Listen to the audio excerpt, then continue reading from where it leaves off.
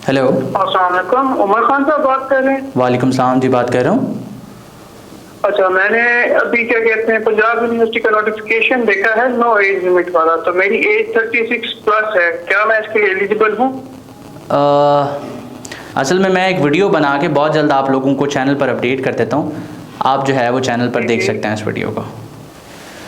तो ये वो क्वेश्चन है जो मुझे पिछले 2 दिन से रिसीव हो रहा है, और जितना ज़्यादा लोग इस सवाल के बारे में पूछ रहे हैं शायद ही कोई और क्वेश्चन इस वक्त किया जा रहा हो। रिसेंटली पंजाब यूनिवर्सिटी ने एक नोटिफिकेशन इशू किया और उसमें बताया गया है कि वो तमाम लोग जो कि ओवर एज हैं, यानी कि उनकी एज जो है वो एक स्पेसिफिक एज जो कि यूनिवर्सिटी ने प्रिस्क्राइब की हुई थी इससे पहले या बाकी यूनिवर्सिटीज़ ने की हुई है उससे ज़्यादा है, और वो लॉ करने के ख्वाहिशमंद हैं, तो वो तमाम लोग पंजाब यूनिवर्सिटी से एफिलिएटेड कॉलेजेस में भी लॉ कर सकते हैं। साथ साथ ग्रुप बी में 3 कैंपसेस में वो लॉ कर सकते हैं, जो पंजाब यूनिवर्सिटी के जेहलम, गुजरावाला और सरगोदा, इन कैंपसेस में वो लॉ कर सकते हैं। तो इस चीज़ के बाद बहुत से लोग इंटरनेट पे भी सर्च कर रहे हैं, मुख्तलिफ कॉलेजेस से भी कांटेक्ट कर रहे हैं जो पंजाब यूनिवर्सिटी से एफिलिएटेड है, और साथ साथ मुझे भी ये कॉल्स रिसीव हो रही थी कि क्या वो लोग इस वक्त लॉ कर सकते हैं, उनके लिए क्या प्रोसीजर है। तो जब मैंने इस पर थोड़ी सी रिसर्च की, कॉलेजेस के साथ हम इन टच आए, तो अभी ये पॉलिसी इस हद तक तो क्लियर है कि लॉ के लिए एज लिमिट को पंजाब यूनिवर्सिटी ने अपने एफिलिएटेड कॉलेजेस की हद तक खत्म कर दिया है, जो उस नोटिफिकेशन में क्लियरली लिखा गया है। लेकिन इसके साथ साथ जो एम्बिग्यूटी इस वक्त कॉलेजेस के जहन में भी कुछ ना कुछ हद तक पाई जा रही है, और साथ साथ स्टूडेंट्स के जहन में भी है कि पंजाब यूनिवर्सिटी की एक और पॉलिसी है, और वो पॉलिसी ये है कि आपका जो एजुकेशन गैप है, जिस एजुकेशन की बेसिस पे आप यूनिवर्सिटी में अप्लाई करते हैं, यानी कि LLB 5 ईयर्स जो है वो FA की बेसिस पे आप अप्लाई करते हैं, इंटर की बेसिस पे, तो उसमें और जब आप एडमिशन ले रहे हैं उस ईयर में 5 साल से ज्यादा का गैप नहीं होना चाहिए। तो ये एकेडमिक गैप की पॉलिसी भी पंजाब यूनिवर्सिटी के अंदर पाई जाती है। तो अब एज लिमिट तो उन्होंने खत्म कर दी है, लेकिन अभी तक एजुकेशनल गैप के हवाले से जो पॉलिसी थी उस पर कोई क्लैरिफिकेशन नहीं आई।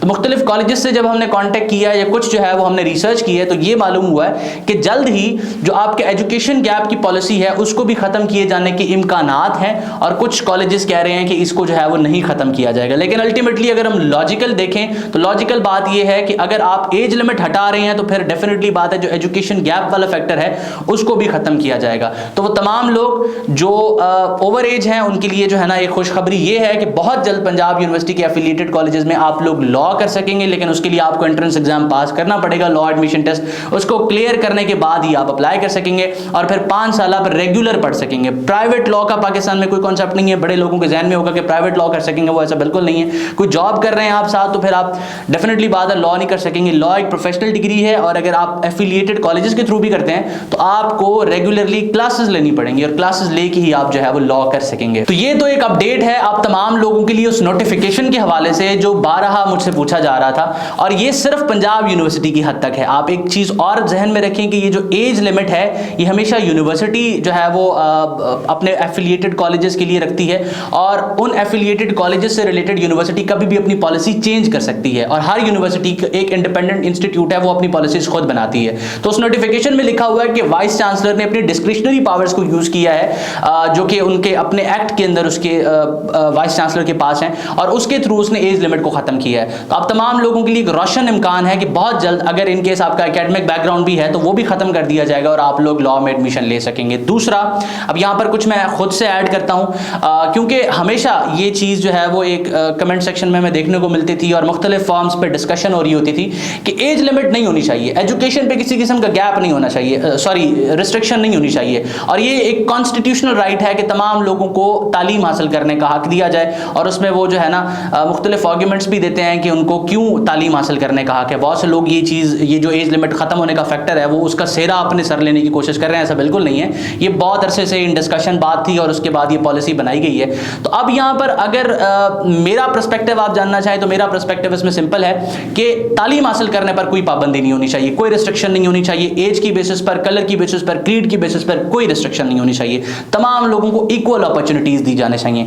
लेकिन सवाल यहाँ पर यह है कि हमारा जो ये प्रोफेशन है इससे हमारी सोसाइटी डायरेक्टली कनेक्टेड है। हमारा जो जुडिशियल सिस्टम है, एक कंट्री का अगर जस्टिस सिस्टम खराब है तो अल्टीमेटली वो society as a whole collapse कर जाती है।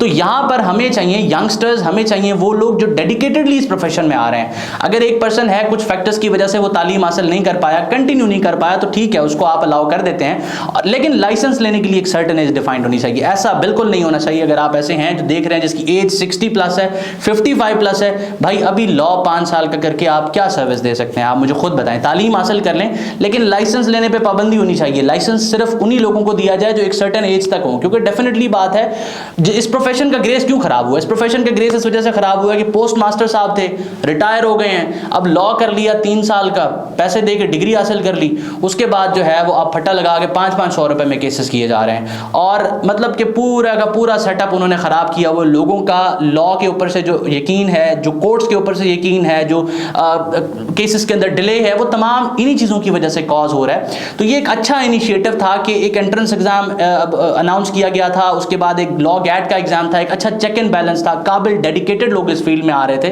तो मैं तो हमेशा इस चीज़ की जो है ना सपोर्ट करता हूँ कि मेरिटोक्रेसी होनी चाहिए। जब मेरिट होगा तो अल्टीमेटली आप तरक्की करेंगे, as a society as a whole आप जो है वो कामयाबी की तरफ जाएंगे। लेकिन जब इन चीज़ों को ख़त्म करेंगे, हर बंदे को एंट्रेंस की इजाज़त दे देंगे, तो फिर मैं ये नहीं कह रहा कि ये पॉलिसी बुरी है या जिन लोगों की एज थोड़ी सी ज़्यादा है उनको लॉ नहीं करना चाहिए। मैं अगेन कह रहा हूँ कि तालीम हासिल करना आप तमाम लोगों का बुनियादी हक है, लेकिन उसके बाद लाइसेंस लेने पर इस फील्ड में कुछ ना कुछ पाबंदी होनी चाहिए, एटलीस्ट उस वक्त तक जब तक हम जो है वो जो हमारी जस्टिस की रैंकिंग है उसमें थोड़ा ऊपर नहीं आ जाते, तब तक तो होनी चाहिए ना, क्योंकि ये एक ऐसा इंस्टीट्यूट है जिसपे हमारी सोसाइटी का सर्वाइवल है। और अगेन इसी में ही हम 139 में से 130 या समथिंग नंबर पर आ रहे हैं, तो कुछ तो गलत हो रहा है ना, जिसको हमें दुरुस्त करना है। और दुरुस्त करने के लिए हमें कुछ ना कुछ ऐसे स्टेप्स लेने पड़ेंगे जो रिफॉर्म्स की तरफ हमें लेके जा रहे हो। तो उसमें फिर कुछ ना कुछ लोगों के राइट्स इन्फ्रिंज हो जाते हैं कि आपकी उम्र 45 साल है, आपको लाइसेंस नहीं मिलेगा, आपका यहाँ इन्फ्रिंजमेंट ऑफ राइट तो हो गई, लेकिन अल्टीमेटली वो at large, public at large के बेनिफिट के लिए पॉलिसी बनाई गई है। तो उम्मीद करता हूँ कि आज के वीडियो में आपकी जो कन्फ्यूजन थी वो तो दूर हो गई होगी।